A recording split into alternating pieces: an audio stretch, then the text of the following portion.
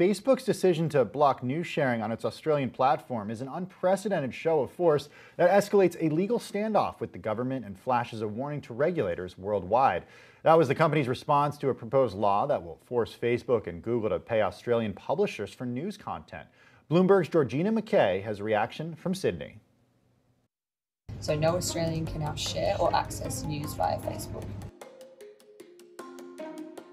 Facebook has cut off their news service in Australia after the government proposed a law that would require tech companies to pay for the news that they show.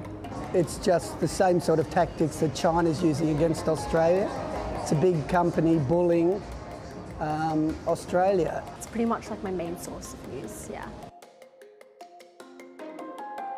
I guess I'd say I'm pretty annoyed, like where else am I going to access my news now? It's definitely the easiest source. It's the most accessible and available as well.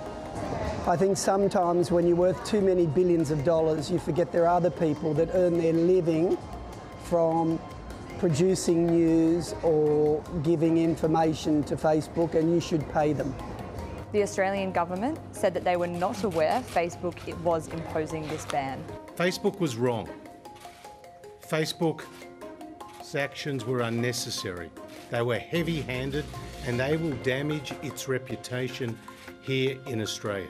The fact that there are organisations like state health departments, fire and emergency services and so on who have had their Facebook pages blocked, that's a public safety issue. I've spoken to Facebook this morning and said the government expects them to restore those pages as quickly as possible. There is great responsibility that comes with being a platform that, as the Digital Platforms Inquiry said, has over 17 million Australians visit it every month. For example, when I search the Royal Children's Hospital, the page displays a message saying no posts to show. The Australian Treasurer, Josh Frydenberg, said he is going to hold more talks with Facebook Chief Executive Mark Zuckerberg. Well, on the phone now is Jerry Smith, Bloomberg media reporter. Jerry, it's great to have you on the show. What should other social platforms and regulators be watching for when it comes to Australia? What are the implications of this? Yeah, I mean, this could have pretty wide-reaching implications. The proposed law in Australia would require Facebook and Google to pay news outlets for their news, and that could certainly benefit a lot of media companies that have really struggled over the years because a lot of the digital advertising revenue that once went to news organizations are now increasingly going to Facebook and Google. Facebook's actions of preventing people from sharing news on their platform in Australia, has a couple different implications. I mean, certainly there's a lot of other countries that are watching what's going on with Australia and maybe considering proposing their own similar law requiring Facebook to pay for news. And, this is a real threat. Facebook saying, we'll prevent people in your country from sharing news on our platform. Another thing that's worth thinking about is Facebook has had a lot of trouble with misinformation being spread on its platform.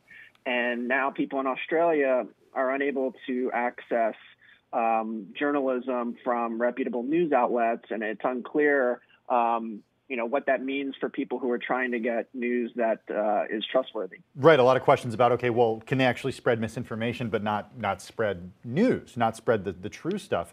Jerry, this comes just about the same time that the News Corporation, of course, run by Rupert Murdoch, said it reached an international deal with Google to actually pay for the journalism from the Wall Street Journal and newspapers in Australia. One thing that I find fascinating about all this is Rupert Murdoch, somebody who's used to having carriers like cable companies, satellite companies, pay for the opportunity to actually carry Fox News, for example. So there's sort of this interesting thing happening where Rupert Murdoch is saying, hey, we want to be paid for the content just like we're paid for on TV. What's going on there? Yeah, I mean, it's worth keeping in mind that Rupert Murdoch is extremely influential in Australia, and his company News Corp has supported the proposed law.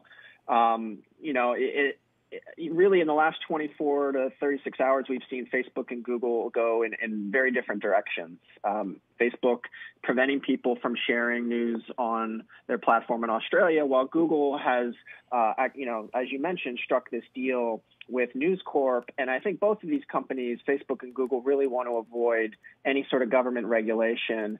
And what we've seen with Google is they're trying to get ahead of that and try to cut these deals with publishers, agreeing to pay them for their news in hopes of avoiding the kind of government laws or regulation that they are opposing. So, Jerry, any chance this happens here in the United States? I mean, Facebook and Google are under the scrutiny, along with other, quote unquote, big tech by lawmakers of both parties.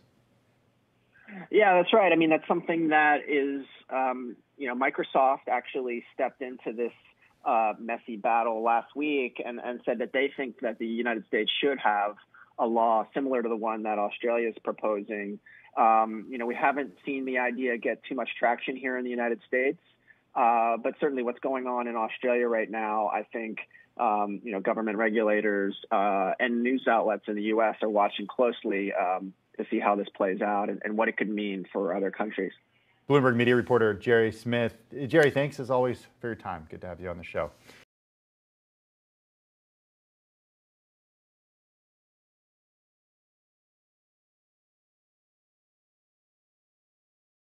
The biggest stories the moment they happen from around the globe. Subscribe to Bloomberg Quick Take now for insight in an instant.